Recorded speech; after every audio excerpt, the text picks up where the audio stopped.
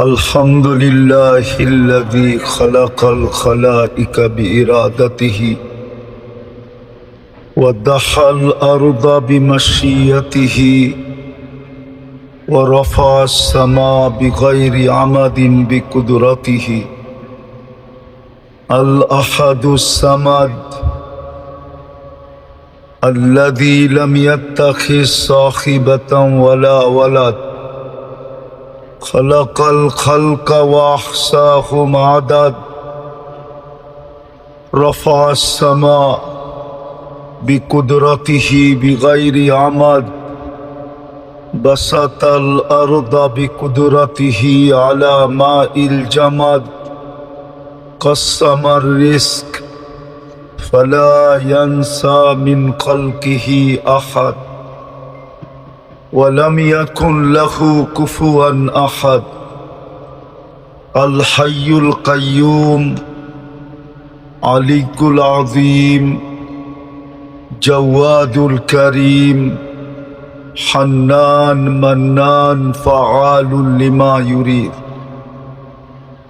والصلاة والسلام على حبيبنا وحبيب ربنا مصطفى مجتبى لواء الحمد بيده يوم القيامة سيد الأولين والآخرين إمام المرسلين رسول رب العالمين بشيرا ونذيرا داعيا إلى الله رحمة للعالمين خاتم النبيين حريص بالمؤمنين رؤوف رحيم صلى الله عليه وعلى آله وأصحابه وأتباعه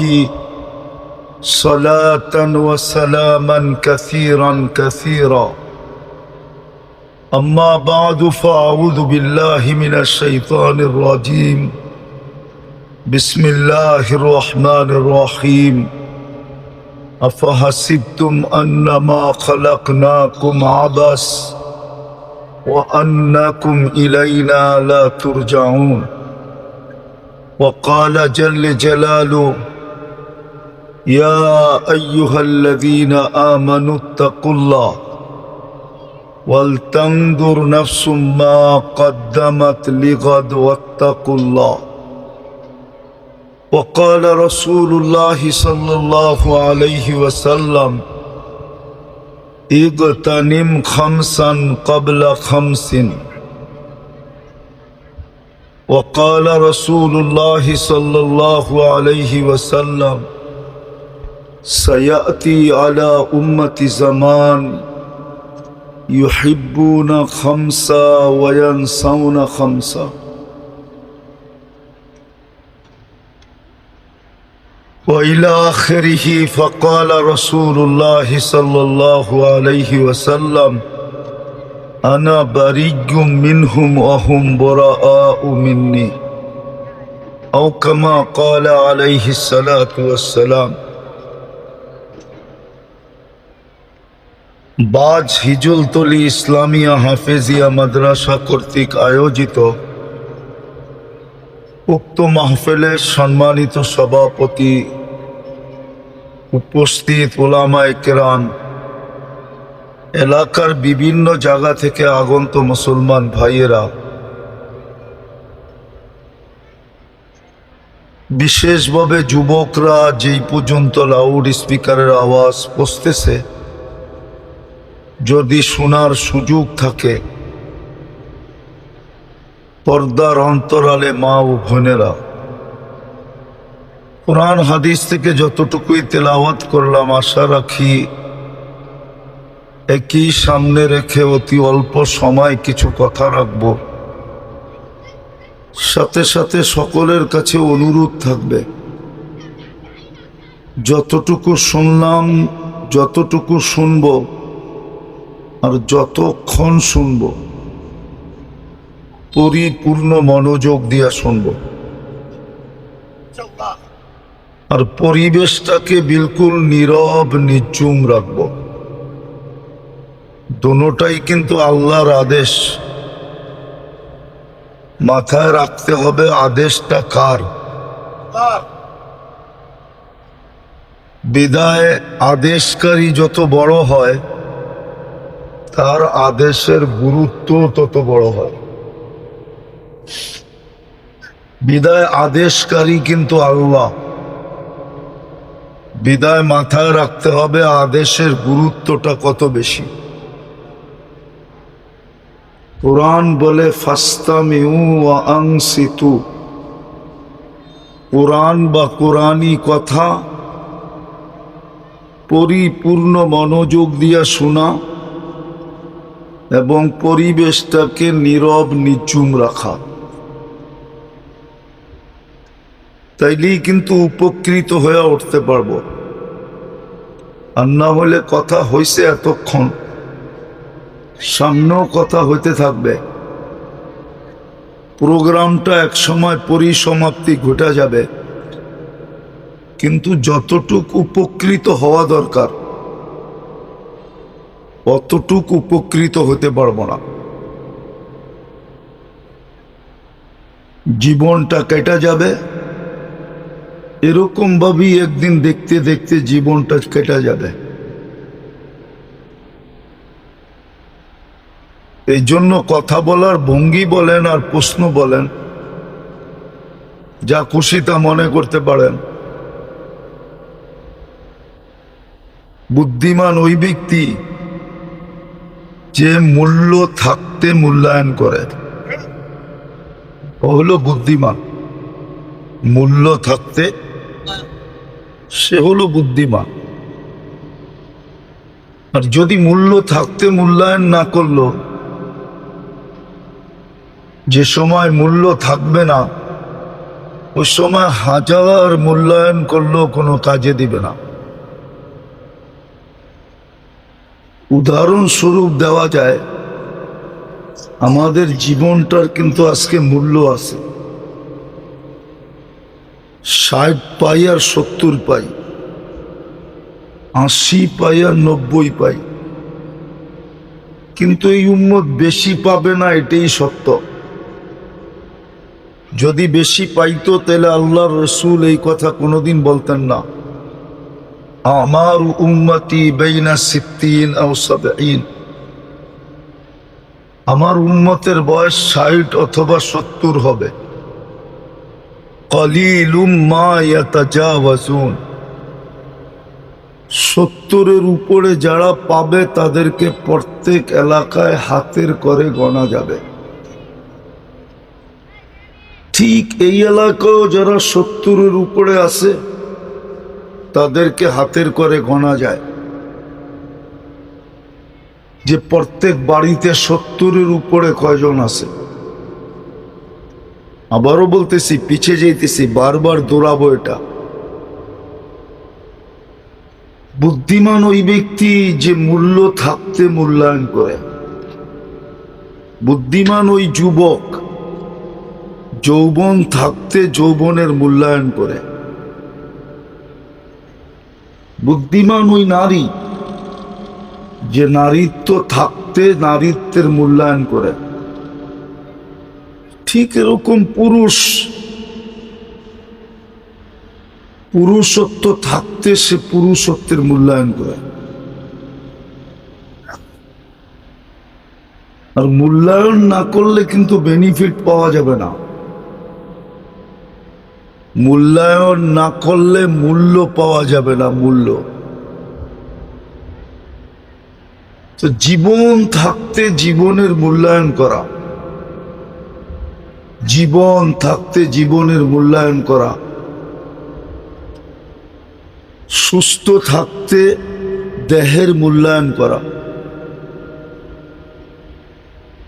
দেহটাও আমাদের বড় মূল্যবান। ঠিক এরকম আল্লাহ যতটুকু দিছে সয় সম্পত্তি, 1 টাকার মালিক হোক, 1 টাকা পকেটে থাকাকালীন 1 টাকার মূল্যায়ন করা, যেটাকে সম্পদ বলে। ধন সম্পদ মূল্যায়ন করা। মূল্যায়ন করলেই কিন্তু মূল্য পাবো, নাইলে মূল্য পাবো না। আল্লাহ কিন্তু এই মানুষকে মূল্য দিতে চায়। দুনিয়ার মানুষ মূল্য দিলে আর কতক্ষণ দেয়? কেননা সারা দুনিয়ার লেনদেনই হলো কাগজ দিয়া। কি দিয়া? সারা দুনিয়ার কারেন্সি কাগজের তৈরি। দুনিয়ার সমস্ত জায়গার লেনদেন হলো কাগজ। আল্লাহর লেনদেন কিন্তু কাগজ দিয়া না।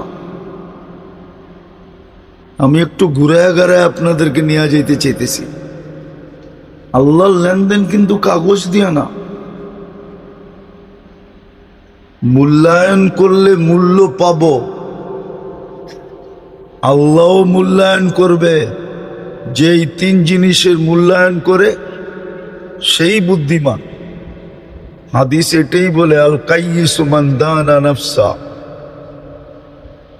বুদ্ধিমানের পরিচয় হাদিস দিছে। কে বুদ্ধিমান? কোন যুবক বুদ্ধিমান, কোন নারী বুদ্ধিমান, কোন নারী বুদ্ধিমতী, কোন পুরুষ বুদ্ধিমান, এটার সংজ্ঞা হাদিসে আছে, কোরআনে আছে। তো যেটা বুঝাইতেছিলাম, মূল্যায়ন করলে কিন্তু মূল্য পাব, আর মূল্যায়ন না করলে মূল্য পাব না। জীবনটা কেটে যাবে, ধরে রাখার কোনো সুযোগ নাই। পাওয়ার ব্যাংকে ভরার কোনো সুযোগ নাই যে আমি পাওয়ার ব্যাংকে ভরা রাখবো, কোনো সুযোগ নাই। মূল্যায়ন করলো যেই গতিতে কাটবে, মূল্যায়ন না করলেও ওই গতিতেই কাটবে। গতির কোনো পরিবর্তন হবে না। জীবনের গতির কোনো পরিবর্তন হবে না। যে মূল্যায়ন করবে তারটাও যেই গতিতে কাটবে, যে মূল্যায়ন করবে না তারটাও ওই গতিতেই কাটবে। কেননা দুনিয়ার মানুষের হাতে আল্লাহ সময়ের কন্ট্রোল দেন নাই, সূর্যের কন্ট্রোল দেন নাই। সূর্য তার গতিতেই উঠবে, গতিতেই ডুববে। ভালো মতে বোঝেন, কাজে দিবে কিন্তু, নাইলে বড় আফসোস করতে হবে। আর আফসোসের কথাগুলো কোরআনে লেখা আছে, কে কিভাবে আফসোস করবে। হাদিসেও লেখা আছে। এই জন্য হাদিসে লেখা আছে, আফসোস করতে করতে নিজের হাত নিজে চাবাবে, আর আঙ্গুলের মাথার থেকে চাবাইতে শুরু করবে, এই বগল পর্যন্ত আয়না চাবায়া শেষ করবে। তারপরে তার ভিতরে অনুভূতি আসবে যে এখন তো আর চাবানের কিছু নাই, শুধু দেহটা আছে। আফসোস এরকম হবে। তো যেটা বুঝাইতেছিলাম, যে বুদ্ধিমান কে?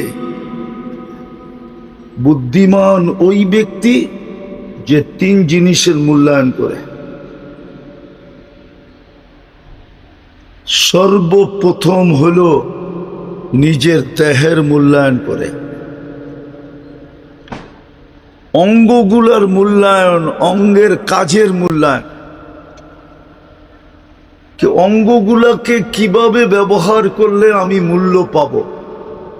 দুনিয়াতে না, বললাম না, দুনিয়ার মানুষের লেনদেন হলো কাগজ দিয়া। বিদায় দুনিয়ার মানুষের মূল্যায়ন আমার উদ্দেশ্য না। আমার উদ্দেশ্য হলো আল্লাহর কাছে মূল্যায়ন, যিনি আমাদেরকে সৃষ্টির সেরা হিসাবে অস্তিত্ব দিয়েছেন, যিনি আমাদেরকে কুদরতি হাত দিয়ে তৈরি করছেন, যিনি আমাদেরকে সৃষ্টির ভিতরে সবচেয়ে সৌন্দর্য দিয়েছেন, যিনি আমাদেরকে সৃষ্টির ভিতরে সবচেয়ে সুন্দর গঠন দিয়েছেন,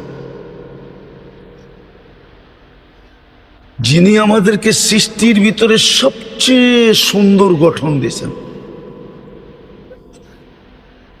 যিনি আমাদেরকে এই দুনিয়ার আধিপত্য আমাদের হাতে উঠায় দিয়েছেন।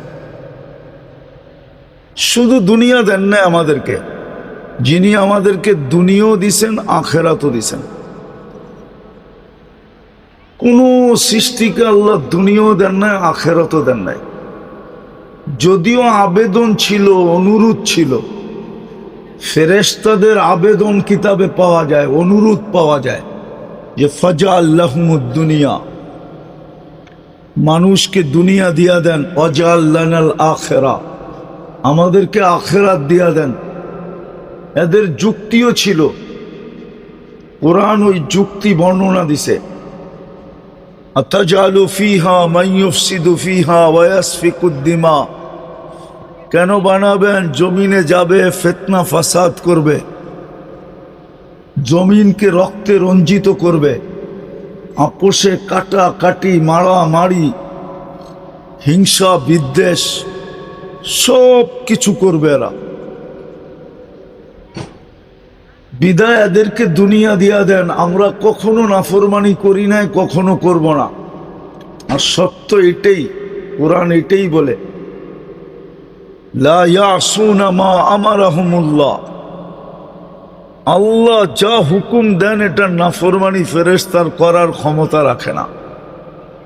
বিদায় ফেরেশতাদের অনুরোধ ছিল আমাদেরকে আখেরাত দিয়া দেন, কিন্তু আল্লাহরও যুক্তি ছিল। আল্লাহ যুক্তি দিছে, উফাদ্দিলুকুম আলা মান খালাকতু বিয়াদিয়া, আমি যাদেরকে দস্তে কুদরত দিয়ে তৈরি করলাম তাদের উপরে আমি তোমাদেরকে শ্রেষ্ঠত্ব দিব। ওয়াকাদ খালাকতুকুম বিআমরি, আমি তো তোমাদেরকে হুকুম দিয়ে তৈরি করলাম, মানুষকে তো আমি কুদরতি হাত দিয়ে তৈরি করলাম, মানুষদের উপরে তোমাদেরকে শ্রেষ্ঠত্ব দেই কি কইরা? তো ফেরেশতাদের আবার অনুরোধ ছিল, তো আপনার সিদ্ধান্ত কি? কেননা আল্লাহর সিদ্ধান্তই সিদ্ধান্ত। কোরআনও বলে কওলুহুল ফাসল, আল্লাহর সিদ্ধান্তই সিদ্ধান্ত। আল্লাহ সিদ্ধান্ত দিছে জাআলতু লাহুমুদ দুনিয়া ওয়াল আখিরা, আমি মানুষকে দুনিয়াও দিলাম আখিরাতও দিলাম। ফেরেশতাদের আবার অনুরোধ ছিল, তাইলে আমরা কোন কাজে ব্যবহার হব? তা আল্লাহ প্রতি উত্তরে বলছিলেন, আনতুম তাবউন লাহুম, তোমরা মানুষের অধীন, তাখদিমুনাহুম, তোমরা মানুষের সেবা করবে, সেবা। বিদা আমার বোঝানোর উদ্দেশ্য হলো আল্লাহর কাছে দামি হওয়া, আল্লাহর সাথে লেনদেন হওয়া। দুনিয়ার লেনদেন তো দেখতেছি কাগজ ছাড়া আর কিচ্ছু নাই, শুধু কাগজ, ঠিক না? না, কাগজ ছাড়া কিছু আছে? দুনিয়ার সমস্ত লেনদেন, সোনা বেচতে গেলেও কাগজ দেয়, দিলাম সোনা, দিল কাগজ। কিনতে গেলেও কি দিলাম কাগজ, আমাকে দিল সোনা। অথচ সোনা কোথায়, কাগজ কোথায়? একটু ভাবেন, সোনা কোথায়, কাগজ কোথায়, ঠিক না? ছাপা উঠা গেলেই তো অচল, ঠিক না? ছাপ বোঝেন? ছাপ, টাকার উপরে ছাপ থাকে না, ছাপটা উঠা গেলেই তো কি উঠা গেলি। অথচ সোনা তো সোনাই, ঠিক না? আমার এটা বোঝানোর উদ্দেশ্য না, আমার উদ্দেশ্য হলো আল্লাহর কাছে। এই জন্যই হাদিসে আসছে, বুদ্ধিমান কে? কোন নারী বুদ্ধিমান, কোন যুবক বুদ্ধিমান, কোন পুরুষ বুদ্ধিমান, কোন ব্যক্তি বুদ্ধিমান? যে তিন জিনিসের মূল্যায়ন করলো, নাইলে একদিন মূল্য থাকতে মূল্যায়ন করলো। আজকে মূল্য আছে, যদি মূল্যায়ন হয়, আমি যদি মূল্যায়ন করি তো আজকে মূল্য আছে, আর না হইলে ওই আল্লাহওয়ালার কথা সত্য হবে। দেখি আপনাদের দিলে লাগে কিনা। ওই আল্লাহওয়ালার কথা সত্য হবে যে কবরস্থানে বসে কাঁদতেছিল, আর যুবক যে জিজ্ঞাসা করতেছিল, বাবা তুই কবরস্থানে কাঁদিস কেন, তোর কি কেউ মারা গেছে? বলছে না। বলছে তাইলে কবরস্থানে কাঁদিস কেন, তোর কান্না দেখবে কে? আর যদি কোনো প্রয়োজনই হয় তো তোর প্রয়োজন মিটাবে কে? তো কবরস্থান ছোট না, বিশাল কবরস্থান, হাজারো লক্ষ লোকের দাফন এখানে। তোর প্রয়োজন কে মিটাবে? চল আমার সাথে লোকালয়ে, ওইখানে কাঁদলে মানুষও দেখবে আর তোর প্রয়োজনও হয়তো কেউ মিটাবে, কোন সদয়বান ব্যক্তি পাওয়া যাবে। তা আল্লাহওয়ালা কাঁদতে কাঁদতে বলতেছিল, যুবক যদি আমি তোমাকে বুঝাই তো তুমি বুঝবে ভালো মতে? হতে পারে এই শব্দই আপনার দিলে, এই কথাটুকুই আপনার দিলে লাগবে, আর হতে পারে এটার দ্বারাই জীবন চেঞ্জ হতে পারে। তো আল্লাহওয়ালা বলতেছিল, বেটা আমি স্বচক্ষে দেখতেছি এই কবরের মানুষগুলা যখন উপরে ছিল, জমিনের উপরে 24 ঘন্টা আল্লাহ ডাকতো মাফ করার জন্য, মূল্যায়ন করার জন্য 24 ঘন্টা ডাকতো। কিন্তু এই কবরস্থানের মানুষগুলা বেশিরভাগই হাত উঠাইতো না, মূল্যায়ন করতো না, মাপ পাওয়ার জন্য হাত পর্যন্ত উঠাইতো না। বেটা আমি এখন চোখে দেখতেছি সবাই ভিতরে মাপ চাইতেছে কবরের ভিতরে, কিন্তু একবারও আল্লাহ তাকায়া দেখে না, মূল্যায়ন করতে চাইতেছে কিন্তু বারবার জবাব আসতেছে কোনো মূল্য নাই নাই নাই নাই। এই জন্যই আমি কথা এটাই শুরু করছি যে বুদ্ধিমানের পরিচয় হলো 3 জিনিসের মূল্যায়ন করা।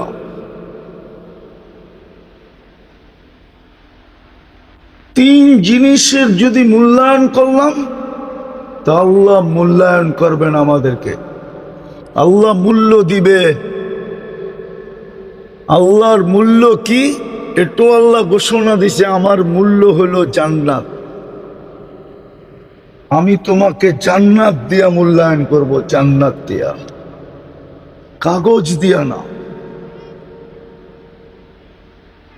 আজকে জীবনের মূল্য আছে। আমি 2-4টা দেখাইতে দেখাইতে আপনাকে যাই, তাইলে বুঝে আসবে সহজে। হ্যাঁ, কতক্ষণ পর্যন্ত মূল্য আছে আগে এটা দেখাই। কণ্ঠনালীতে রু আসার পূর্ব মুহূর্ত পর্যন্ত মূল্য আছে। আমি হাদিসের শব্দ দিতেছি, হাত্তা ইউগারগির। হাদিসের শব্দ হলো কণ্ঠনালীতে রু আসার পূর্ব মুহূর্ত পর্যন্ত। শুধু মূল্য না, অপেক্ষমান মূল্য। আল্লাহ মূল্যায়ন করার জন্য অপেক্ষা করবেন, অপেক্ষা। বন্ধু জিজ্ঞাসা করছিলেন আমার উম্মতের তওবা কতক্ষণ পর্যন্ত কবুল করবেন? আল্লাহর রসুল কাঁদতেছিলেন, জিবরিল জিজ্ঞাসা করছে কাঁদেন কেন? বলছে আমার উম্মতের জন্য কাঁদি, আমার কান্না তো একটাই, উম্মত। যদিও উম্মত আজকে নবীর জন্য কাঁদে না, নবীর ধারও ধারে না। রাগ হয়ে গেলেন? যদি নবীর ধার ধারতো তাইলে যেই মানুষটাকে আল্লাহ বাছাই করে উম্মতে মুহাম্মদী বানাইল, বাছাই বোঝেন কি? বাজারে যায়া 1000টা দেখা একটা কিনা, দেখছে কয়টা? 1000টা দেখছে, কিনছে কয়টা? নিজের পছন্দ মতো একটা কিনছে, ঠিক না? কিনা বাড়িতেই না কি বলতেছে, 1000টা দেখা পছন্দেরটা কিনা নিয়ে আসছি। এটার নাম হইল বাছাই। রাগ হয় না, পায়ে হাত রাখি। যে উম্মতকে এরকম বাছাই করে উম্মতে মোহাম্মদী বানাইলো, ও দাড়ি কাটে কি করে, ছাটে কি করে? দুটা শব্দ বললাম, ছাটে কি করে আর কি না, মনে হয় রাগ হয়ে গেলেন, ঠিক না? ও দাড়ি ছাটে কি করে, কাটে কি করে? ছাটে কি করে, কাটে কি করে? ওর তো দাড়ি ছাঁটাও উচিত না, কাটাও উচিত না। ও কি করে দাড়ি ছাটে, কি করে দাড়ি কাটে? মোহাম্মদুর রসুল্লাহ তো কাটতেও বলেন না, ছাটতেও বলেন না। ছাটে কি করে দাড়ি? যেই দাড়ির উপরে মূল্যায়ন করবেন, এতটুকু মূল্যায়ন। জমানার মুহাদ্দিস মারা গেছেন, মুহাদ্দিস, হাদিস বিশারদ, সবচেয়ে বড় জমানা। মারা যাওয়ার পরে বন্ধুরা স্বপ্নে দেখার পরে জিজ্ঞাসা করছে কি ব্যবহার হলো, তো হাসতে হাসতে বলতেছিল দাড়ি দেখায়া জান্নাতে চলে গেছে। তো জিজ্ঞাসা করছে দাড়ি দেখায়া মানি? আল্লাহর সামনে যখন দাঁড়াইছি তো আল্লাহ জিজ্ঞাসা করছিল, ও সাদা দাড়িওয়ালা বুইড়া কিনিয়া আসছস? তখন কোনো হাদিস মনে ওঠে নাই, শুধু দাড়ির হাদিসটা মনে উঠছিল, যে বেশি কিছু আনি নাই, সাদা দাড়ি আনছি, সাদা দাড়ি। তা আল্লাহ আরো রাগ হয়ে গেছে, শুধু সাদা দাড়ি, 80 বছর বয়স, শুধু সাদা দাড়ি। তো বলে তখন জোর দিয়া বলছিলাম আল্লাহকে যে আপনি কি ভুল বলছিলেন জিবরিলকে? জিবরিল কি ভুল বলছিল আমাদের নবীজিকে? আমাদের নবীজি কি ভুল বলছে সাহাবাদেরকে? সাহাবারা কি ভুল বলছে আমাদেরকে? হাদিসে কুদসি না বলল আপনার বাণী, ইন্নাল্লাহা লা ইয়াস্তাহি জি শাইবাতিন শাইয়াবা ফিল ইসলাম। যে মুসলমান অবস্থায় একটা দাড়ি পাকায় দিছে, একটাও, তার পাকা দাড়ি দেখলে আল্লাহ লজ্জা পায়, শাস্তি দেন না। হাদিস শুনানোর পরে আল্লাহ হাসি দিয়া বলছে সবাই সত্য বলছে, আমিও সত্য বলছি, তোকে মাফ করে দিলাম, যা। বলেন যেই উম্মতকে আল্লাহ বাছাই করে উম্মতে মুহাম্মদী বানাইলো, যেই উম্মতকে আল্লাহ শ্রেষ্ঠত্বের মুকুট পড়াইল, কুনতুম খায়রা উম্মাহ, যেই উম্মতের জন্য এক রাত্র 83 বছর বানায় দিল। কয় রাত্র? কয় রাত্র চিনেন তো? যেই উম্মত এক ওয়াক্ত নামাজ বাজামাত পড়লে 270 ওয়াক্তের সওয়াব পায়, 5 ওয়াক্ত পড়লে 1350 ওয়াক্তের সওয়াব পায়। যেই উম্মতকে এরকম রমজান দিলেন, প্রথমটা রহমতে ভরা, প্রথম 10 দিন, মধ্যের 10 দিন মাগফিরাতে ভরা, আর শেষের 10 দিন মুক্তিতে ভরা। বাছাই করার কারণেই তো আপনি এই যোগ্য, এই মর্যাদার অধিকারী, ঠিক না? ওই উম্মত দাড়ি ছাটে কি করে আর কাটে কি করে? আমাকে বুঝান। ওই উম্মত দাড়ি ছাটে কি করে, কাটে কি করে? ওই উম্মত নবীর সুন্নতকে, আদর্শকে ঘৃণার পাত্র বানায় কি করে? বলেন, সুন্নত কি আমাদের কাছে ঘৃণার পাত্র না? না পাত্র না? একজন এখানে বলুক যে আমাদের ঘরের ভিতরে সম্মিলিতভাবে একটা সুন্নত আমরা সবাই পালন করি? এরকম কোন ঘর কেউ বলো যে একটা সুন্নত ঘরের সবাই সম্মিলিতভাবে মনে প্রাণে পালন করি? একটা করলে আরেকটা করি না, আরেকটা করলে আরেকটা করি না, এইভাবেই তো। একজন করলে তিনজন করে না, ঠিক না? দুইজন করলে চারজন করে না, ঠিক না? আপনি নবীর উম্মত সুন্নত ছাড়েন কি করে? আজকে তো রব্বে কাবার কসম, মুহাম্মদুর রাসূলুল্লাহর সুন্নত যতটুকু মুসলমানের জীবনে দীক্ষিত, যারা সুন্নতের জন্য নির্বাচিত হইল, যারা মুহাম্মদুর রাসূলুল্লাহর রঙের জন্য নির্বাচিত হইল, ঢঙ্গের জন্য নির্বাচিত হইল, আদর্শের জন্য নির্বাচিত হইল, কালচারের জন্য নির্বাচিত হইল, হ্যাঁ,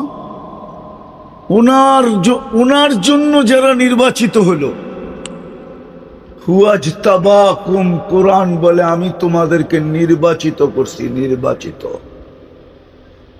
ওই উম্মতের কাছে নবীর সুন্নত, নবীর আদর্শ দীক্ষিত হয় কি করে? বিশ্বাস হয় না আপনাদের? এখানে যুবক কম, এই জন্য। তারপরও দুই চারজন থাকলে ওদের মাথার চুলের স্টাইল দেখেন, আপনার বুঝে আসবে যে নবীর সুন্নত যুবকের কাছে দীক্ষিত। নাইলে ও 50 টাকার চুল 500 টাকা দিয়ে কাটে কেন? 50 টাকার চুল 1000 টাকা দিয়ে কাটে কেন? নবীর সুন্নত যদি দীক্ষিত না হইতো, অথচ নবীর সুন্নতের উপরে গ্যারান্টি ছিল কি বলেন? কোরআন কি বলে? কোরআনে কি গ্যারান্টি? দুটা গ্যারান্টি দেখাইতেছি আমি, দুটা যে গ্যারান্টি। ইউহিব্বুকুমুল্লাহ, প্রথম গ্যারান্টি হলো আল্লাহ বলে আমি তোমাকে আমার বন্ধু বানাবো। কে বন্ধু বানাবে? কে বলবেন? আল্লাহর মতো একটা ছোট ব্যক্তির বন্ধু হয়ে আমার কি লাভ হবে, ঠিক না? আল্লাহ ছোট না? হ্যাঁ, কি বড়? কত বড়? শুধু মুখে বলতেছেন বড়। যদি হইতো তাহলে 5 বেলা কে ডাকে? ওই বড় আল্লাহই তো ডাকে, ঠিক না? আল্লাহ যদি বড় মহানই হইতো তো মানুষ তো মহানের পিছিয়ে দৌড়ায়, ঠিক না? না দৌড়ায় না? হ্যাঁ, কি কর্মী তো নেতার পিছিয়ে দৌড়ায়, ঠিক না? কর্মীর সামনে নেতা মহান না? কি বলেন? এই জন্য কার পিছে দৌড়ায়? হ্যাঁ, আল্লাহকে যদি আপনি সবচেয়ে বড় মহান মানতেন তো 5 বেলা তো আল্লাহ ডাকে, কোনো মুয়াজ্জিন তো ডাকে না। আওয়াজ না মুয়াজ্জিনের, ডাক্কার। হ্যাঁ, বলেন আমাদের সমাজে কয়জন নামাজ পড়ে? কয়জন পড়ে? আমাদের সমাজে কয়জন নামাজ পড়ে শতকরা? বলেন। হ্যাঁ, শতকরা 10 জন নামাজ পড়ে, 10 জন। 90% নামাজ পড়ে না। তাইলে ও কি আল্লাহকে বড় মানে? হ্যাঁ, মানে? আল্লাহকে তো বড় মানি না। সারাদিন বুক করে কাটটা, হ্যাঁ, কাট্টা পান করেন, খান কাট্টা। হায়াত কার কাছে? রাখে আল্লাহ, মারে কে? মারে আল্লাহ, রাখে কে? সবকিছুই তো আল্লাহ আল্লাহ করতেছেন, কিন্তু ডাকলে তো আসে না। এটার নাম মানা? বলেন, আপনার বিবেককে প্রশ্ন করেন, এটার নাম মানা? মুহাম্মদুর রাসূলুল্লাহর উম্মত, সুন্নত আমাদের জীবনে দীক্ষিত, ঘৃণিত, অবহেলিত, লাঞ্ছিত। আপনি আশা করেন সুপারিশ? কি সুপারিশ চান কিয়ামতের দিন? হ্যাঁ, এত সহজ সুপারিশ? দাড়ি কাটবেন আবার ছাড়বেন, আবার চান সুপারিশ। নবীর সুন্নত আপনার আমার জীবনে দীক্ষিত, ঘৃণিত, অবহেলিত, লাঞ্ছিত, বঞ্চিত। তাইলে এই হাদিস কার জন্য ব্যবহার করা হয়েছে? সুহকান সুহকান লিমান গাইয়ারা বাদি, সরদূরে। তাইলে কোরআনের তাইলে এই হাদিস কেন হইতো? আজকে 250 কোটি মুসলমান, কত কত দুনিয়ার জনসংখ্যা কত? 850 কোটি। 250 কোটি মুসলমান, কত? 60টা মুসলিম দেশ। কয়টা? দুনিয়ার সবচেয়ে বড় টাকা কাদের কাছে জানেন? জানেন? আমেরিকার কাছে, ঠিক না? কানাডা, অস্ট্রেলিয়া, ইংল্যান্ড, ইউরোপ, দুনিয়ার সবচেয়ে বড় টাকা কাদের কাছে? মুসলমানের কাছে। মুসলমানের কাছে, এক দেশের কাছে না, 4 দেশের কাছে। দুনিয়ার সবচেয়ে বড় টাকা কুয়েতের কাছে, বাহরাইনের কাছে, ওমানের কাছে আর ব্রুনাইয়ের কাছে। সবচেয়ে বড় টাকা 4 দেশের কাছে, সবচেয়ে বড় টাকা। মুসলমানের চেয়ে বেশি আইটেম দুনিয়ার কেউ খায় না। মুসলমানের চেয়ে বেশি আইটেম দুনিয়ার কেউ খাবে তো দূরের কথা, চিনেই না, জানেই না যে গোশত দিয়া 1000 আইটেম বানানো যায়। এটা অনলি মুসলমান জানে, আর কেউ জানে না। আমাকে চিনাইতে হবে না, বুঝাইতে হবে না, রাগ হয় না, আমাকে বুঝাইতে হবে না। আমি আপনাদের উন্নত দুনিয়া শুধু নিউজিল্যান্ড দেখি নাই, বাকি সব দেখা শেষ। সব উন্নত দুনিয়ার চড্ডি বড্ডি আমার কাছে গোল। আমি জানি দুনিয়ার কে কি খায়। মুসলমানের চেয়ে বেশি আইটেম দুনিয়ার কেউ খায় না। মুসলমানের চেয়ে বেশি কাপড় চোপড় দুনিয়ার কেউ পরে না। মুসলমানের চেয়ে বেশি আসবাবপত্র দুনিয়ার কেউ ব্যবহার করে না। মুসলমানের চেয়ে দুনিয়ায় সবচেয়ে বেশি কসমেটিক্সের দোকান চলে, কারখানা চলে শুধু মুসলমানের কারণে। মুসলমান মেয়েদের চেয়ে দুনিয়ায় বেশি কসমেটিক্স দুনিয়ার কেউ ব্যবহার করে না। আপনাদেরই এলাকায়ও পাওয়া যাবে কালিয়াকুরে, প্রত্যেক বাড়ি ছোট ছোট একটা কসমেটিক্সের দোকান, ঠিক না? সত্য তো? হ্যাঁ, এত কসমেটিক্স দুনিয়ার কেউ ব্যবহার করে না। আমি চিনি কোন দেশে সোনার ক্যারেট কত, কেলেগা আমার ব্যবসায়ী এটা। আমি চিনি কোন দেশে কয় ক্যারেটের সোনা ব্যবহার করে। মুসলমানের চেয়ে বেশি অলংকার দুনিয়ার কেউ ব্যবহার করে না। চ্যালেঞ্জ, কেউ ব্যবহার করে না। মুসলমানের চেয়ে ব্র্যান্ডের জিনিস কেউ ব্যবহার করে না। ওইখানে কিছু যুবক দেখা যায়, ওদের কাছে মোবাইল আছে, ওরা এখন ইচ্ছা করলে গুগলকে জিজ্ঞাসা করতে পারে যে আমার কথাটা সত্য কি সত্য না। দুনিয়ায় সবচেয়ে বেশি ম্যাকডোনা মুসলমান খায়, সবচেয়ে বেশি কেএফসি মুসলমান খায়, দুনিয়ার সবচেয়ে বেশি রাডু গড়ি মুসলমান ব্যবহার করে। দুনিয়ার যত ব্র্যান্ডের ঘড়ি আছে সব মুসলমান ব্যবহার করে। দুনিয়ায় যত ব্র্যান্ডের গাড়ি আছে সব মুসলমান ব্যবহার করে, সবচেয়ে বেশি। এমনকি 24 ক্যারেট সোনা দিয়া মোড়ানো যে গাড়ি, ওটাও মুসলমান ব্যবহার করে, দুনিয়ার কেউ ব্যবহার করে না। দুবাইয়ের যুবরাজ ব্যবহার করে। এন্টার গাড়ির পাশ সোনার, ওটাও মুসলমান ব্যবহার করে, ব্রুনাইয়ের বাদশা ব্যবহার করে। এক গাড়ি না, একাধিক গাড়ি। আপনি নেটে জিজ্ঞাসা করেন, আমারটা কোটিং করে। তারপরও মুসলমানের এই দুরবস্থা কেন? কেন আজকে মুসলমান ঘৃণার পাত্র? কেন আমাদের যুবকরা ইসলামকে লাইক করে না? অথচ আল্লাহ বলতেছে ইন্নাদ-দীন ইনদাল্লাহিল ইসলাম। কেন আমাদের যুবকরা ইসলাম পছন্দ করে না? কেন মুসলমান মেয়েরা হিন্দুর সাথে পরকিয়া করে? ওরা কেন মুসলমানকে পছন্দ করে না? কেন যুবতীরা কেন ইসলাম মুসলমান পছন্দ করে না? এখন তো যেই অবস্থা হইতেছে, না জানি কয়েকদিন পরে জোয়ার শুরু হয়, জোয়ার, ঢল শুরু হয়, ঢল। ঢল বোঝেন? হতে পারে আপনার ঘরের মেয়েও মুসলমান পছন্দ করবে না, অন্য কাউকে পছন্দ করবে। নাউজুবিল্লাহ পড়া লাভ নাই। আমারটা শোনেন আর বোঝেন, তারপরে নাউজুবিল্লাহ পড়েন। কেন মুসলমান যুবকরা ইসলাম পছন্দ করে না? কেন চুল নেটের থেকে দেখা ডিজাইন না কাটে? কেন ইসলামিক পোশাক পছন্দ করে না? যদিও কোরআন বলে দিছিল, কোরআন একটা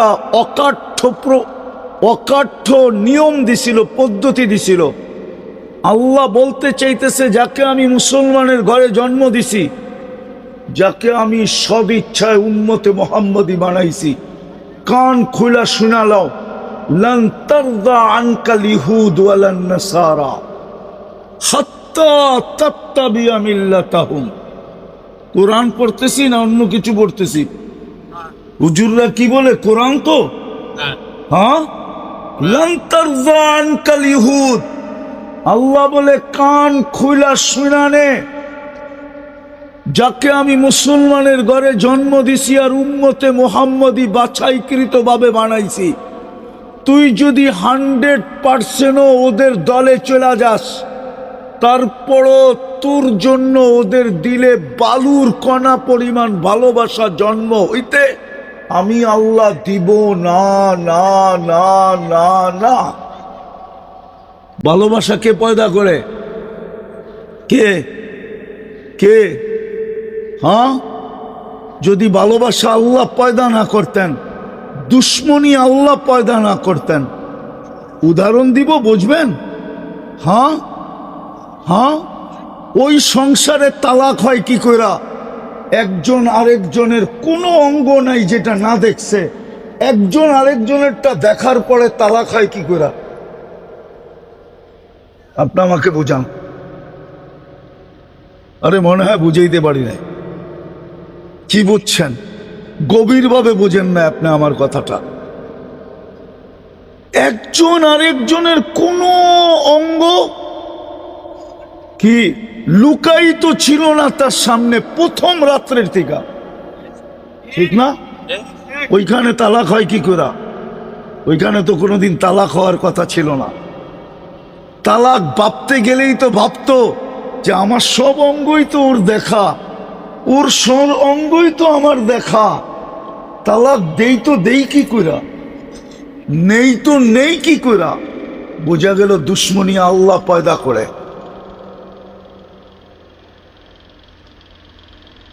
বন্ধুত্ব আল্লাহ পয়দা করে। ওই আল্লাহ বলতেছে, তোর জন্য বালির কণা পরিমাণ ভালোবাসা আমি পয়দা হইতে দিব না, না, না। হাত্তা তাত্তাবিয়া মিল্লাতাহুম, যদি তুমি ওদের রঙে 100% রঙিন হও।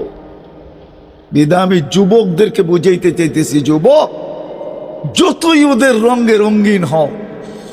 যুবতীদেরকে বুঝাইতে চাইতেছি, যতই ওদের রঙে রঙিন হও।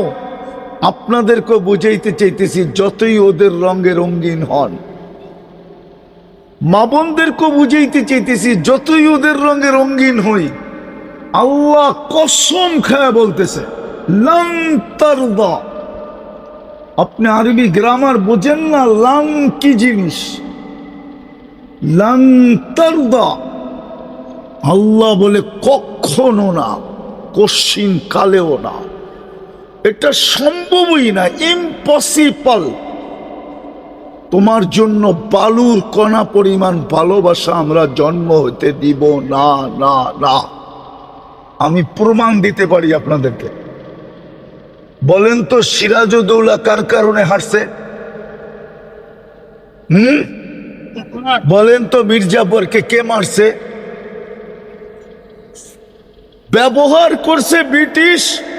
ব্যবহার হওয়ার পরে মির্জাফর ভাবছিল আমি ওই আল্লাহর কথাই সত্য, তোর জন্য বিন্দু পরিমাণ ভালোবাসা আমরা জন্ম হইতে দিব না।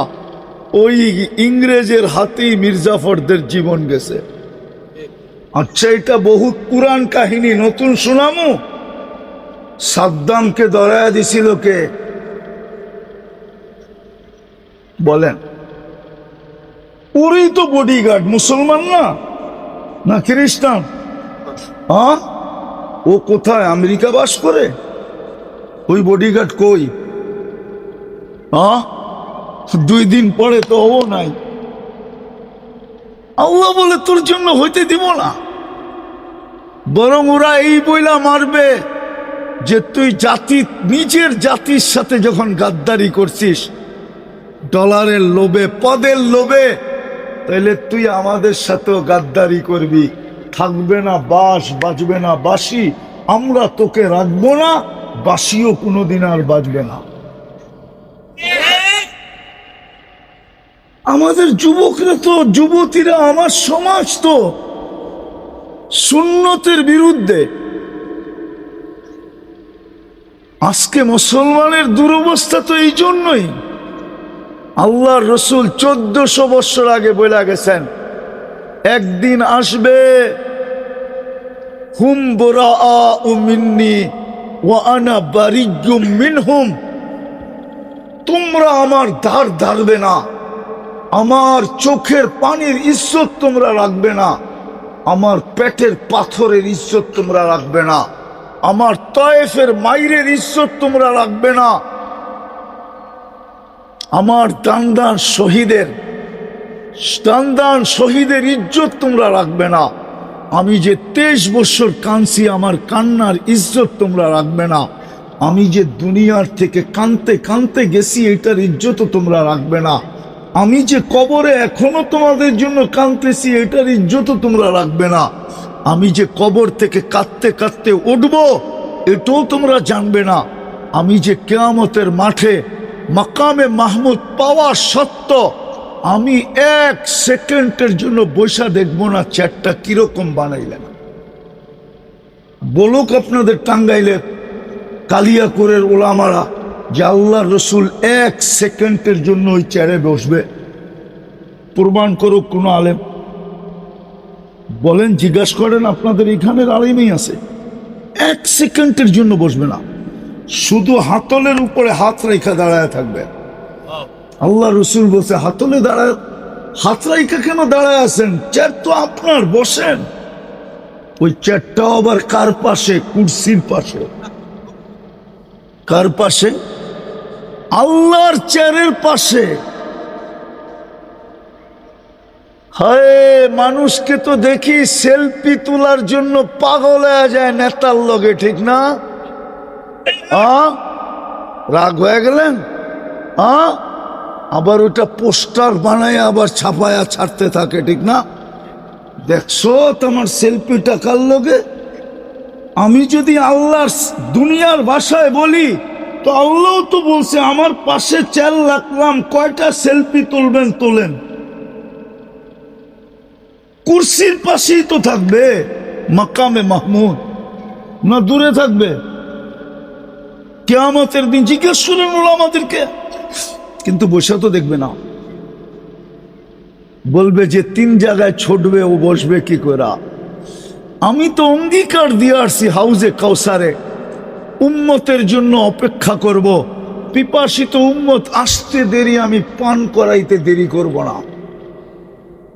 ওইখান থেকে আমি মিজানে ছুটব, পাল্লা যদি না ঝুঁকে তো আমি প্রতিশ্রুতিগুলা জায়গায় দাঁড়ায়া কাজে লাগাইতে দ্বিধা করব না।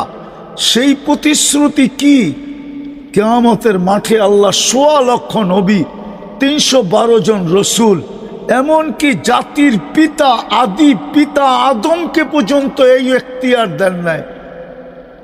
এমনকি খলিলুল্লাহ মুসলমানের জাতির পিতাকে পর্যন্ত আল্লাহ এই সুযোগ দেন নাই, এই শব্দ ব্যবহার করেন না, সালতু তা সাফি তুসাফা। কোন আলেম আইনা দেখাইতে পারবে না আমাকে, চ্যালেঞ্জ। আদি পিতাকে পর্যন্ত আল্লাহ এই ফ্যাসিলিটি দেন নাই, সুযোগ দেন নাই যে আপনি চাইলে আজকে আমি কবুল করব, কিন্তু বন্ধুকে বলতেছে সালতু তা। চাইতে চাইতে আপনি ক্লান্ত হইতে পারেন, আমি দিতে দিতে ক্লান্ত হব না, আমি দিতেই থাকবো, দিতেই থাকবো। সাফি তুসাফা, আপনি সুপারিশ করতে দেরি, আমি মঞ্জুর করতে দেরি করব না। মনে হয় বুঝে আসে না আপনাদের, ঠিক না? যত কিয়ামতের মাঠ দুনিয়া দেখাবো, দুনিয়া। আল্লাহ রসুলের রওজার উপরে একটা আয়াত লেখা আছে, ওয়ালাউ আন্নাহুম ইয যালামু আনফুসাহুম সুম্মা জাউকা ওয়াস্তাগফিরুল্লাহ ওয়াস্তাগফারা লাহুর রাসূল লাওয়াজাদুল্লাহা তাওয়াবার রহিমা। আল্লাহ তো গ্যারান্টি দিতেছে, বন্ধু আপনার উম্মত যদি গুনাহ করতে করতে করতে, এই জন্যই তো মনে চায় চিৎকার দিয়া কাঁদি। না সুর আছে না বাসা আছে, আমার কাছে তো সুরও নাই যে আপনাদেরকে সুর দিয়া পাগল করব, সেমন কোনো বাসাও নাই যে আমি বাসা দিয়ে আপনাদেরকে আবদ্ধ করব। মনে চায় শুধু কাঁদি, কাঁদি যে মদিনা মুনাফফারায় যে যায়, রওজার জিয়ারতে যে যায়, ও দাড়ি ছাড়া যায় কি কইরা? ওর কি একটুও মনে পড়ে না যে আমি কার সামনে যায় দাঁড়াবো? উনি তো আমাকে দেখবে, কবরে জীবিত, সালাম দিলে শুনবে, জবাব দিবে। আমি দাড়ি ছাড়া যাই কি কইরা? যায় না, যায় না। হ্যাঁ, একটু কি বিবেকে লাগে না যে আমি ওনার সামনে দাড়ি ছাড়া যাই কি করা? আমরা তো দেখি অনেক মানুষকে সিগারেট যদিও খাইতে থাকে, সমীহার কারণে দেখতে দেরি, সিগারেটটা লুকাইতে দেরি করে না। সিগারেট যদিও খায়, সমীহার কারণে সিগারেটটা ফালায়া দিয়া পায়ের নিচে ঢুকাইতে দেরি করে না। এতটুক সমীহাও কি নাই যে আমি রওজায় যাইতেছি, দাড়ি ছাড়া যাই কি করে? বলেন আমার কথাটা যুক্তিসঙ্গত না অযৌক্তিক? যে মদিনা মুনাফফারা গেল আর রওজার জিয়ারত করলো, ও আয়েশা দাড়ি ছাসে কি করে? দাড়ি কি করে ছাসে? ওর কি একবারও মনে পড়ে না যে এই চেহারাটা তো আল্লাহর রসুল দেখছিল, আমি দাড়ি ছাসি কি করে? তো কোরআন বলতেছিল, বন্ধু আপনার উম্মত গুনাহ করতে করতে কোনো পর্বে যদি অনুতপ্ত হয়, সুম্মা জাউকা, তারপরে যদি আপনার এইখানে আসে, ওয়াস্তাগফিরুল্লাহ, আমি আল্লাহর কাছে যদি মাপ চায়, বন্ধু আমি ওর দিকে দেখব না, ওর গুনার দিকেও দেখব না, আমি দেখব আপনার দিকে। এই জন্যই কোরআন বলে ওয়াস্তাগফারা লাহুর রাসূল, আমি দেখব আপনার দিকে, আপনি কি ওর পক্ষে না বিরুদ্ধে। যদি আপনি পক্ষে হন, লাওয়াজাদুল্লাহ তাওয়াবার রহিমা, তো আমি গ্যারান্টি দিতেছি ও সব গুনাহ মাফ করব। শুধু গুনাহ মাফ করব না, জান্নাতে ঢুকা পর্যন্ত আমি রহমতের চাদর দিয়া ওকে লেপটায় দেব। দুনিয়ায় তো এই গ্যারান্টি। আমি বহু দূর চলে গেছি যে দুনিয়ায় মুসলমানের এই দুরবস্থা কেন হবে না? তো হবে না কেন? আল্লাহ রসুল তো 1400 বছর আগে বলে গেছিলেন, তোমরা আমার কান্নার ইজ্জত রাখবে না, আমার কোরবানির ইজ্জত রাখবে না, আমার রক্তের ইজ্জত রাখবে না, ধার ধারবে না তোমরা আমার সুন্নতের। আনা বারিয়্যুম মিনহুম, আমিও তোমাদের ধার ধারব না। তো আল্লাহ বলে দিছে বন্ধু আপনি ধার ধারবেন না, তাহলে আরেক জায়গায় আল্লাহ ঘোষণা দিছে আমিও ধার ধারবো না। ধার দ্বারা বোঝেন, আমিও এদের ভ্রুক্ষেপ করবো না, আমিও এদের খেয়াল রাখবো না। নাইলে ফিলিস্তিনের যুদ্ধ 2 বছরের উপরে হয় কি করে? আপনি চিনেন ফিলিস্তিন? রাগ হয় না, আমার চেয়ে বেশি চিনেন না। আমি 15 বছর আগে এই 2 চোখে দেখে আসছি, আর এই 2 পায়ে পাড়ায় আসছি। আমার চেয়ে বেশি ফিলিস্তিন আপনারা চেনেন না।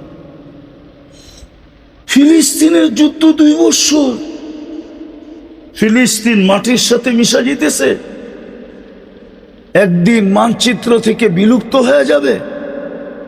যা দেখতেছি মনে হয় এরকমই হবে, একদিন ফিলিস্তিন মানচিত্রের থেকে বিলুপ্ত হয়ে যাবে, একদিন ফিলিস্তিন মিটা যাবে। আর কতদিন? 1 বোতল পানির জন্য, 1 ফোঁটা পানির জন্য জান দিতেছে, একটা রুটির টুকরার জন্য জান দিতেছে।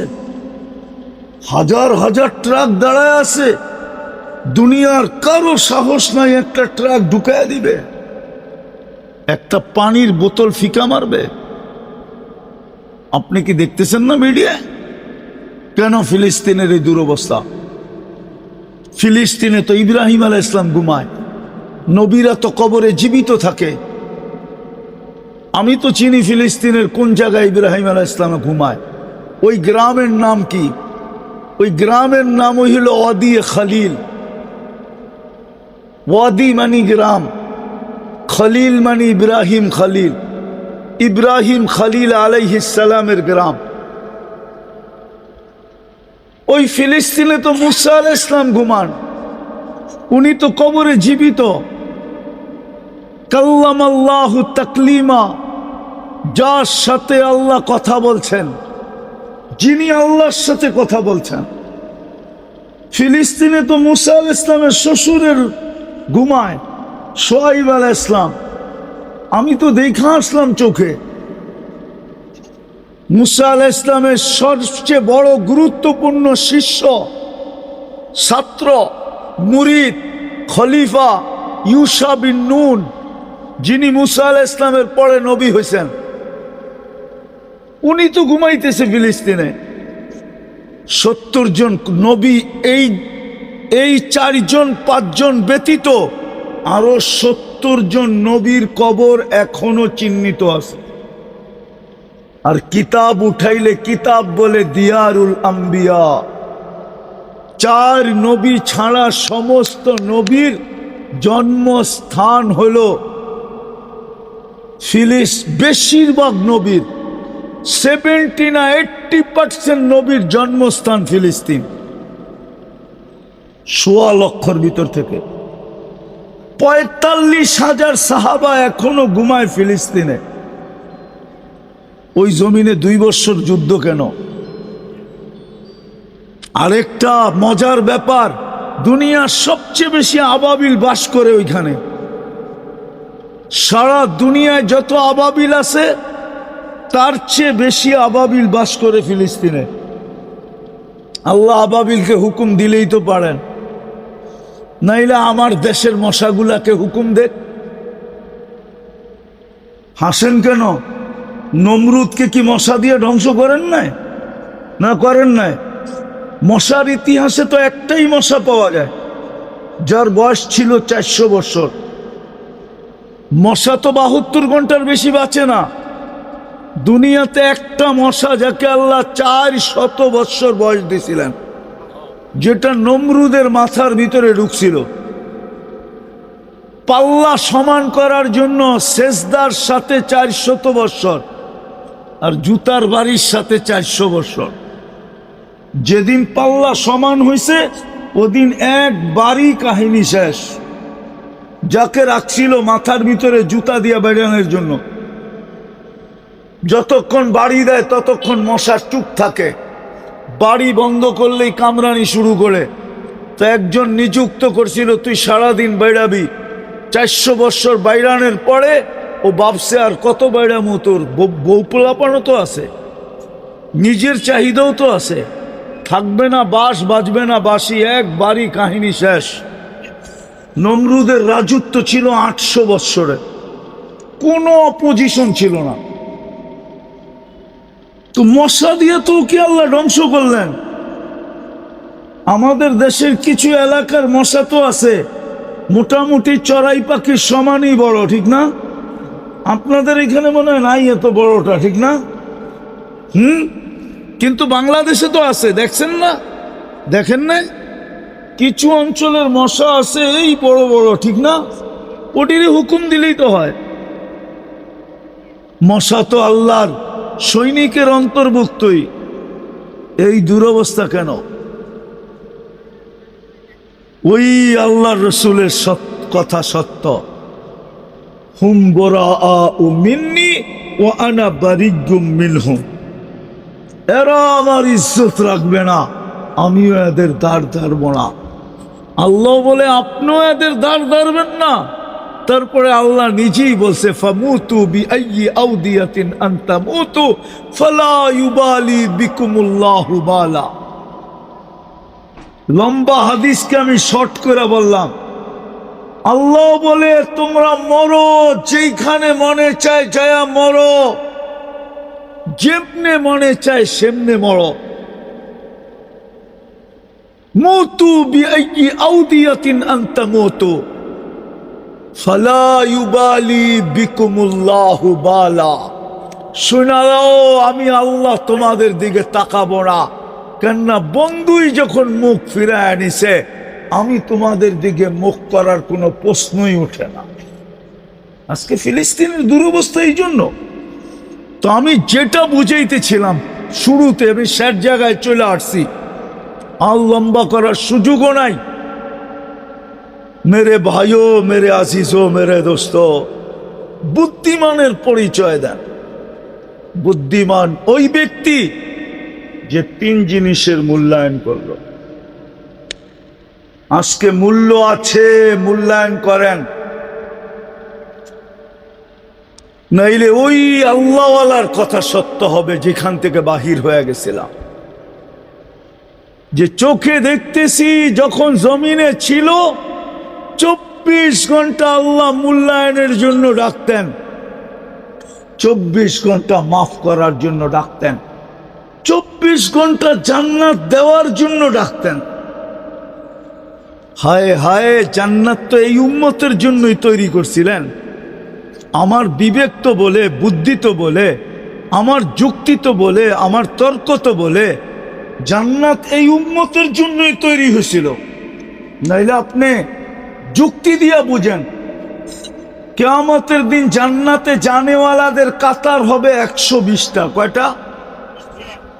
20 কাতারই আমরা হব উম্মতে মুহাম্মাদি। তাইলে 20 কাতার কয়জনকে দিলেন? একজনকে, ঠিক না? কাকে? মুহাম্মাদুর, উনাকে দিলেন 20 কাতার। কয় কাতার? আর 1.25 লক্ষকে দিলেন 40 কাতার। কত? কয়জনকে দিছে? 1.25। তাইলে আপনি বলেন এটা কি দেওয়া হইল? 1.25 লক্ষ পাবে কত? কয় কাতার?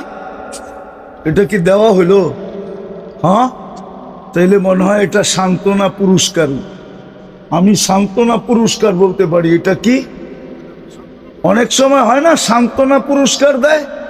আল্লাহ মনে হয় নবী রসুলদেরকে সান্ত্বনা পুরস্কার দিছে। জান্নাত পুরাটাই আমাদেরকে দিতে চেয়েছিলেন, কিন্তু প্রশ্ন উঠতো, নবী তো বানাইলেন, রসুল তো বানাইলেন, কিতাব তো দিলেন, জান্নাত তো দিলেন না। তো আল্লাহ 40 কাতারকে সবাইকে সান্ত্বনা পুরস্কার হিসাবে বাক করে দিয়া দিছেন, আর 80 কাতারই উঠায়া বন্ধুকে দিয়া দিছেন। হ্যাঁ, সবাইটা বানাইছেন হুকুম দিয়া, বন্ধুর উম্মতের জান্নাত বানাইছেন কুদরতি হাত দিয়া। কোরআন বলে, কোরআন ইয়াগফির লাকুম যুনুবাকুম ওয়া ইউদখিলকুম ফি জান্নাতিন তাজরি মিন তাহতিহাল আনহার ওয়া মাসাকিন তাইয়্যিবাতান ফি জান্নাতি আদন। 4 জিনিসের ভিতরে আল্লাহর কুদরতি হাত লাগছে। চার জিনিসের ভিতরে এক জিনিস হলো খালাকা জান্নাত আদন বিয়াদি, বন্ধুর উম্মতের জান্নাতটা নিজের কুদরতি হাত দিয়া বানাইছে। তো যেটা বুঝাইতেছিলাম, বুদ্ধিমানের পরিচয় দেন, জীবনটা কিন্তু ছোট, যে কোনো মুহূর্তে নিভা যেতে পারে। আজকে সূর্য বলতে বলতে ডুবছে কালিয়া করে, লান আউদ ফি হায়াতিকা আবাদা। কালিয়াকুরের মানুষ হতে পারে কাল সকালে তোমরা কেউ আমাকে উঠতে দেখবে না। আর আমি চিনি এরকম জায়গা, আপনাদের কালিয়াকুর আমেরিকার মতো বড় না, ঠিক না? আমেরিকার সমান বড় তো, ঠিক না? হ্যাঁ, অল্প একটু ছোট, ঠিক না? কি বলেন? আপনার পুরাটা দেশ নিউ ইয়র্কের 4 ভাগের 1 ভাগ, এরকম 52টা স্টেট আছে। আমেরিকার এই মাথা থেকে ওই মাথা 5700 মাইল, কিলোমিটার না। এই ছোট একটা, এর চেয়ে বড় জায়গা, কালিয়াকুরের চেয়ে বহুত গুণ বড় জায়গা আমার চোখে দেখা আছে। এক রাত্রে মাটির সাথে মিশায় দিছে কওমে লুত, এক রাত্রে মাটির সাথে মিশায়া দিছে। যা দেখা আসেন ডেড সি লম্বা কত, পাশ কত, যান দেখা আসেন। আমি দেখা আসছি, আপনারা দেখা আসেন। এক রাত্রে মাটির সাথে মিশায়া দিছে। চলে যেতে হবে, বুদ্ধিমানের পরিচয় দেন। মূল্যায়ন করি 3 জিনিসের, এই দেহটার মূল্যায়ন করি, সময়টার, জীবনটার মূল্যায়ন করি, যতটুক দিছে ওটার মূল্যায়ন করি। নিজে নিজে করতে পারবেন না, গুগল দেখাও সম্ভব না, সব কিছু গুগলে পাওয়া যায় না। যুবকদেরকে তো মাঝে মাঝে আমি জিজ্ঞাসা করি গুগলে জান্নাত আছে কিনা, তো যুবক মুস্কি মুস্কি হাসে, তো জবাব আমারই দিতে হয়, হ্যাঁ গুগলে জান্নাত আছে, কিন্তু ওইটা ভৈরবের জান্নাত হোটেল, ওইটা আছে গুগলে, আসল জান্নাত গুগলে নাই। গুগলে থাকতে পারে, কালিয়া করে কেউ বা অট্টালিকা বানায় নাম দিছে জান্নাত ভিলা, তাইলে ওইটা গুগলে থাকবে, আসল জান্নাত গুগলে নাই। ঠিক গুগলে সবকিছু পাবেন না, এটার জন্যই আল্লাহ সিস্টেম করছিলেন, সিস্টেম, যদিও আমরা বুঝি নাই। আল্লাহ একদিকে বলতেছেন নবীকে কিয়ামতের সকাল পর্যন্ত জমানা দিছেন। ওলামা কি বলে? হ্যাঁ, কিয়ামতের সকাল পর্যন্ত জমানা দিছেন, ঠিক না? খাতামুন নবীন না, সত্য তো? আর আপনারা হানা বললে এরা বুঝবে, নাইলে বুঝবে না। কিয়ামতের সকাল পর্যন্ত জমানা কার? মুহাম্মাদুর রাসূলুল্লাহ। ওনার নবুয়তের জমানা কিয়ামতের সকাল পর্যন্ত, ঠিক না? নিয়ে গেলেন তো 63 বছর বয়সে। কোন যুক্তিতে 63 বছর বয়সে নিয়ে গেলেন? 2-4 হাজার বছর পরে নিতেন। মনে হয় যুক্তি বুঝেন নাই। 63 বছর বয়সে নিয়ে গেছেন না? না নিয়ে যান নাই? জমানা কোন পর্যন্ত? আরে ভালো মতে বুঝেন, নাইলে পরেরটা বুঝবেন না, ধোকা খাবেন, ধোকা খাবেন। কোরআনে একটা সূরাই আছে ধোকা, তাগাবুন মানে হলো ধোকা। কিয়ামতের 50টা নাম আছে, তার ভিতরে একটা নাম হইল ইয়াউমাত তাগাবুন।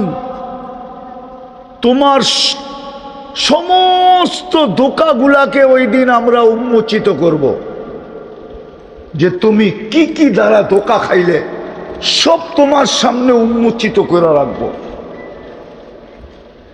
ভালো মতে বোঝেন, নাইলে ধোকা খাবেন। কিয়ামতের সকাল পর্যন্ত জমানা, বয়স দিলেন 63, ঠিক না? সারাটা দুনিয়া হইলেন আমাদের নবীজির নবুয়তের পরিধি। কি না আমেরিকাবাদ? না মনে হয় হুজুরে বুঝি না। আমেরিকাবাদ ঠিক না? অস্ট্রেলিয়া, কানাডা, সারা পৃথিবী ঠিক না?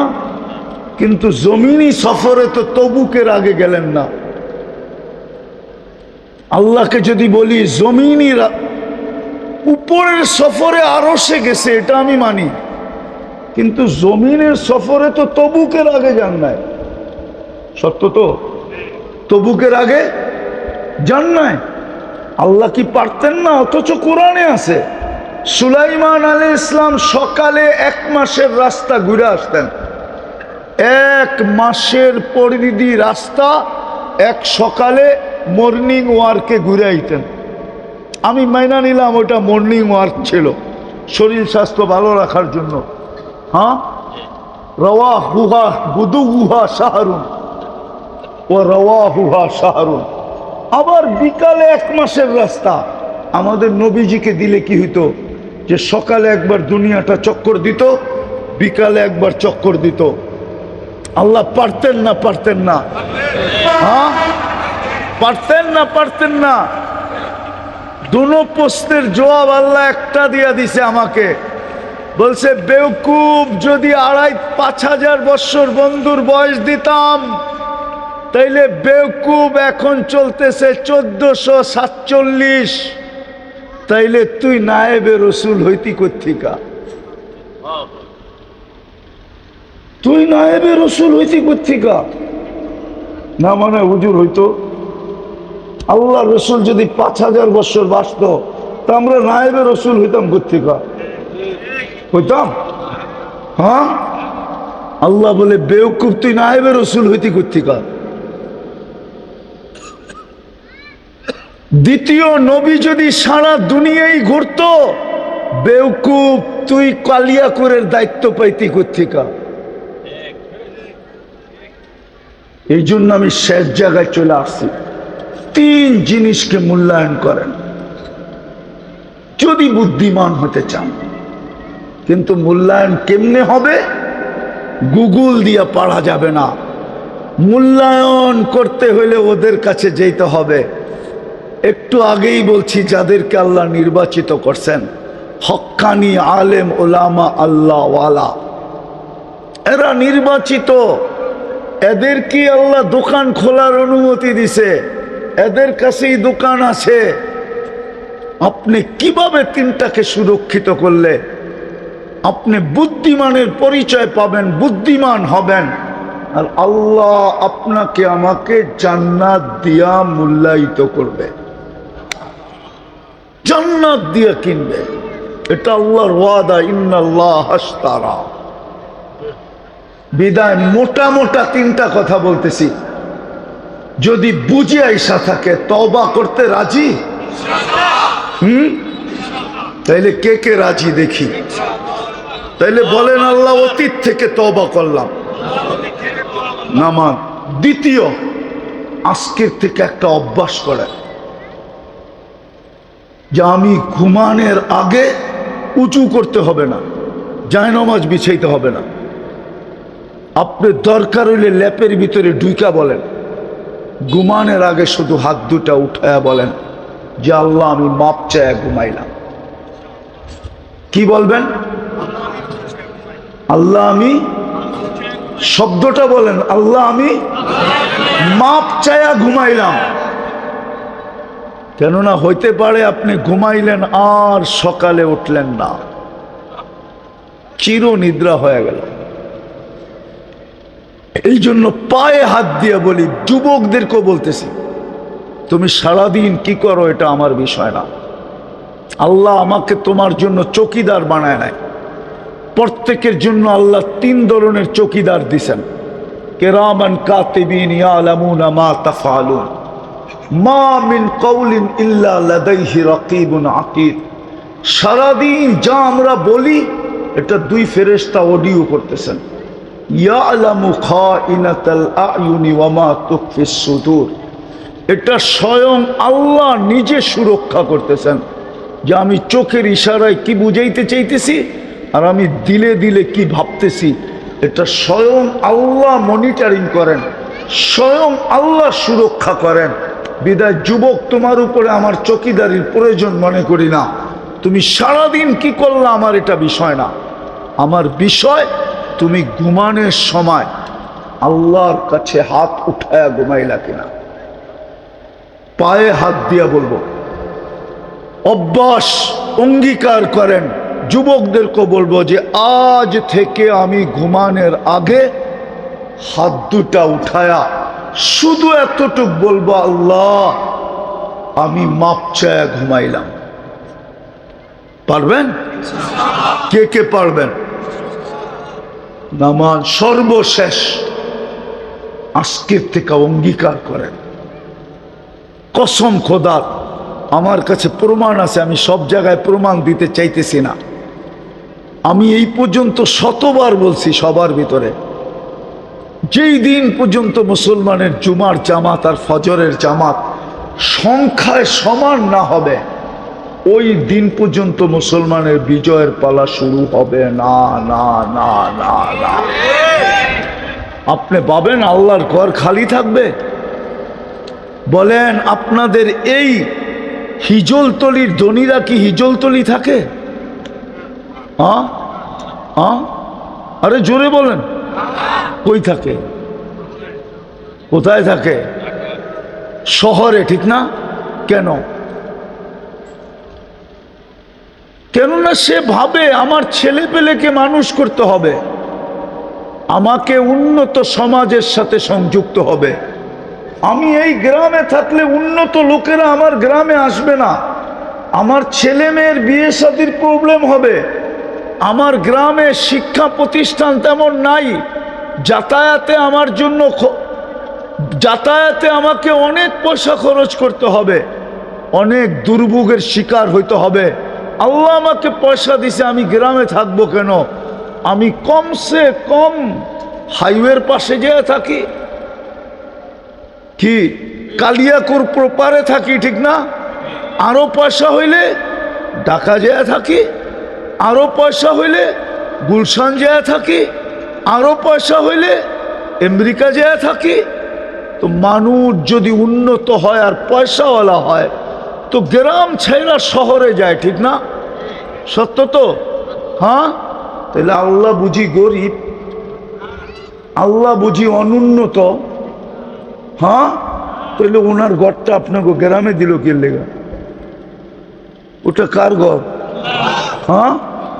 শুধু একটা দিছে? হ্যাঁ, না কোনায় কোনায় দিছে? কেন দিল ওনার ঘরটাই গ্রামে? আপনি আমার যুক্তি দিয়ে বুঝান। কোরআন হাদিস রাখেন কিছু সময়ের জন্য, কেন দিলেন ঘরটা আপনার এখানে? এটা আল্লাহর ঘর না? না আল্লাহর ঘর না? হ্যাঁ, কেন দিলেন? ওই ঘর 24 ঘন্টা খালি, ডাইকাও আনা যায় না। 90% মসজিদের দিকে আসে না, নামাজ পড়ে না। আর আপনি ভাবছেন আপনার বাড়ির উপরে বিজয়ের ফেলা গাইসা উড়ে দেওয়া যাবে, ঠিক না? হায় হায়, আপনি কোন জঙ্গলে বাস করেন? আমরা কোন জঙ্গলে বাস করি?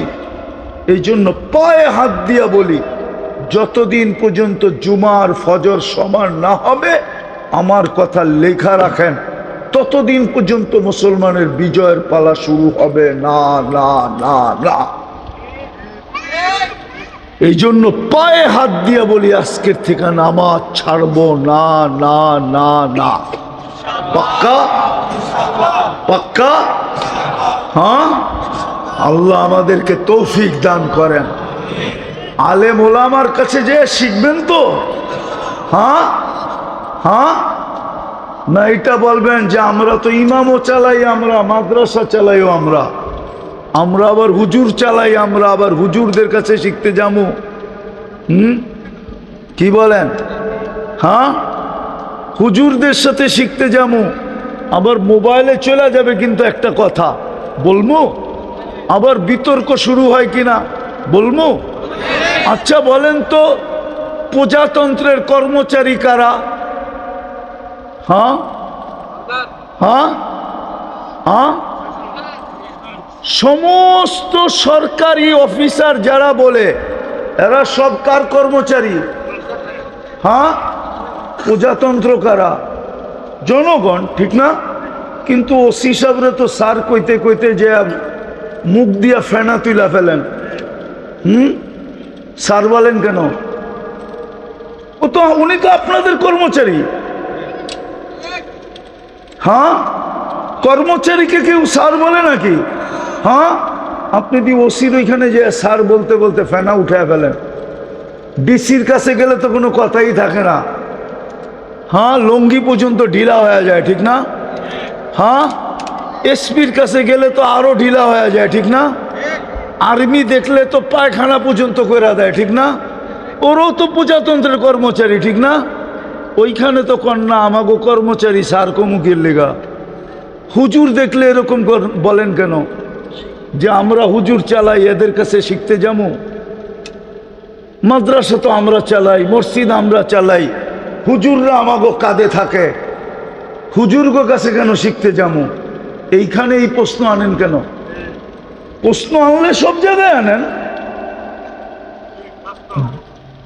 সব জায়গায় আনেন। যে অফিসে গেলে জনগণকে স্যার বলবে, স্যার কেন আসছেন বলেন? স্যার উল্টা বান্ডেল দিয়া কুল পান না? কি দিয়া? কি বান্ডেল দিয়েই তো কুল পান না। এই জন্য পায়ে হাত দেই, ওলামাদের কাছে শিখেন তিন জিনিসকে কিভাবে ব্যবহার করলে আমি বুদ্ধিমান হব।